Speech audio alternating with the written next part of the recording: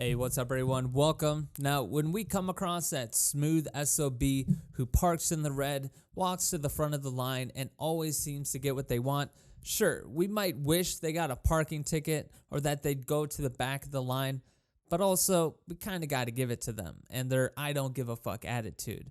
We might be thinking to ourselves, damn, I wish I wasn't still standing in line like an idiot. I wish I could just be more like them. But many times, actually, these heroes of ours aren't the contrarian rebels that we actually thought. The only reason that smooth SOB parked in the red is because they didn't see it. And the line skipper is just someone who thought that they were more important than they actually are and is now actually banned from the venue. There's two types of people who don't give a fuck. There's a multi-millionaire real estate investor who can walk into any store she sees and not give a fuck about what she buys. And then there's a couch surfer who only has $100 to his name, no paycheck in sight for another 2 weeks, yet he just had to get that portable Bose speaker so he can be blasting the Beastie Boys at the beach. Why? Because he doesn't give a fuck, all right? That's why. Sure, you can romanticize the beach bum, but which one would you want your son or daughter to be? This dichotomy plays out in the fitness world as well. When it comes to fitness, there's the active and health-conscious person who doesn't give a fuck about what they order at the restaurant, how much time they spend on the couch, or if they're working out that day, because they know at the end of the week, it'll all be a net positive.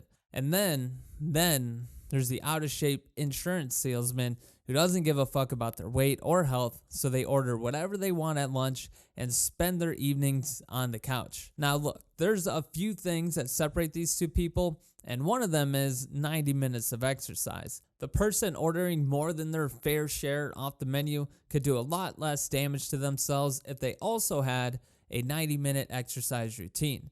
But again, maybe that's too much for them, because why? Because they don't give a fuck. Does that sound familiar? Many people who are out of shape nowadays profess this not giving a fuck attitude. Nowadays, it's kind of punk rock, which look, all right, I'm a fan of not giving a fuck. I don't think people should be miserable in their bodies, and if them not giving a fuck helps, then sure, have at it. But let's call it what it is. It's a facade. Sure, yeah, you might not really give a fuck, but just because it might be the cool thing to do doesn't mean that it's the best thing to do. A person who does not give a fuck is actually usually only endearing and sought after if they have some competence in the matter. Otherwise, sorry, but it's just kind of sad.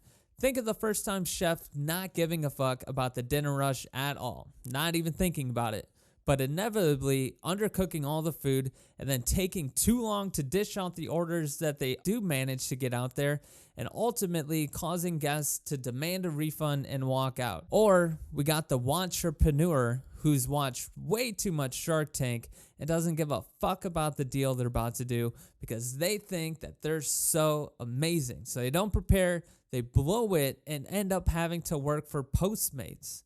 All right, then there's also, lastly, all of our favorites, right? We have the anemic person who's taken one karate class, but they proceed to walk around not giving a fuck about what they say to people, only to spout off to the wrong person and get world starred for the world to see. I love those videos. If you want to be revered and not laughed at your no fucks given attitude, then you must work on building a foundation. Give more fucks if you're out of shape, not less. Not to just get fit and healthy, both clearly come with their fair share of perks, but also get fit and healthy so you can not give a fuck again. Exercise for 60 to 90 minutes a day, 4+ days a week, cut out processed sugar, refined carbs, and if you need to get into a caloric deficit, do it. This is your foundation. Put in the work, okay? After you have handfuls of months containing the right eating habits and a consistent exercise routine, then over time, it's not going to matter if you decide to veer off your usual dinner choices or if you decide the couch is your place of business for that day. You can be free to not give a fuck with the additional benefit of not carrying around any hidden shame. All right, if the usual, hey, you should work out to be healthy reason isn't doing it for you, try the new one. Try the, hey, you should exercise and eat healthy so you can one day stop giving a fuck about what you eat without fearing that you're adding on to a much larger and consistent problem that you already have. Okay, sure, I get it, right? The slogan could use some work, but you get the point. The best thing about this reason that I'm giving you is that sometime in the future, you're going to get your life back because you don't have to always be out of shape, and you also don't have to always be on a diet. We've got people out here counting calories, refusing hors d'oeuvres at parties, and working out 5 hours a day. Psychopaths. Every day, they're clenching their seat with constant fear and anxiety about gaining 0.1% of body fat. They're like Santa Claus on Christmas, shimmering down chimneys with a bag full of fucks to give. They're the opposite of what you want to be. It doesn't have to be that way. Life should be filled with not giving a fuck, but only if, as the great Beastie Boys once said, if you've got the skills to pay the bills. So, drop the act and put in some work so you can again rejoin the no fucks given crew. Good luck.